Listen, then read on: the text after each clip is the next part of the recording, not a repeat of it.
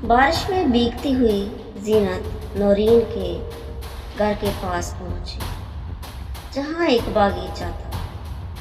زمین کی مٹی بارش کی وجہ سے گیلی ہو رہی تھی اور ہر قدم پر لگتا تھا کوئی ہاتھ زمین سے نکل کر ایک دم سے دبوچ لے گا۔ اس نے جلدی جلدی گڑھا کھودا۔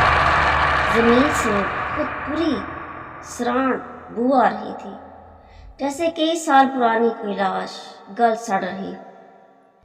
جب اس نے تعویذ زمین میں دفن کیا، اچانک اسے تیز جھٹکا لگا اور یوں محسوس ہوا جیسے کوئی کرنٹ پڑ گیا۔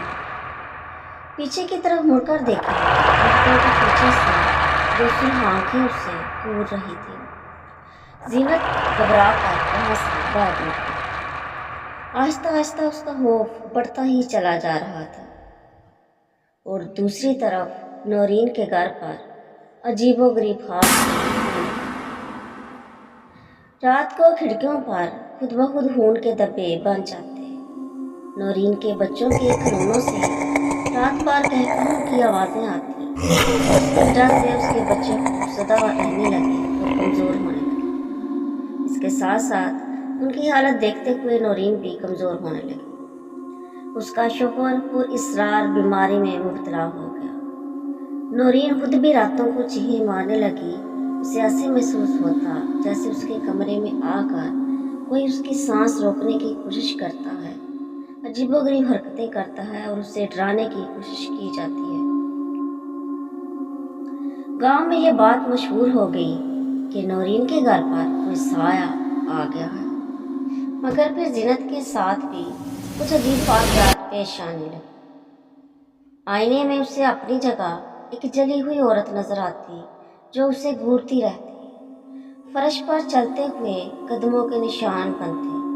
رات کو بستر کے نیچے سے یوں محسوس ہوتا جیسے کوئی اس کے پاؤں پکڑ لیتا ہے۔ ایک رات جب زینت نے آنکھیں کھولی تو دیکھا اس کے کمرے کی چھت سے الٹے لٹکتے ہوئے کئی سائے اسے گھور رہے تھے۔ وہ چیخی مگر آواز باہر نہ جا سکی۔ آخری رات زینت کو نورین کی لاش کی ہنسی سنائی۔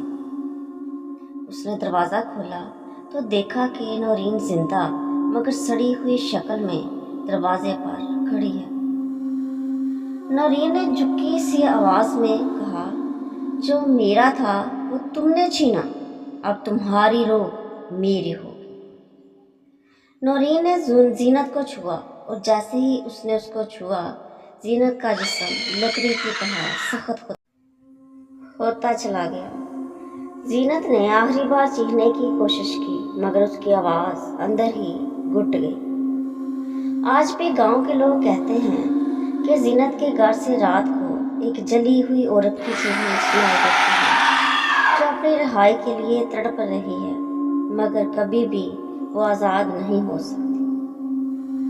لالچ ایسا زہر ہے جو پہلے دوسروں کو مارتا ہے اور پھر اپنے پینے والے کو۔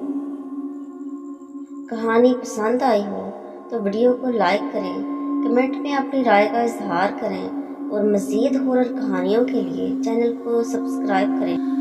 اگلی بار ایک اور خوفناک کہانی کے ساتھ ملاقات ہوگی۔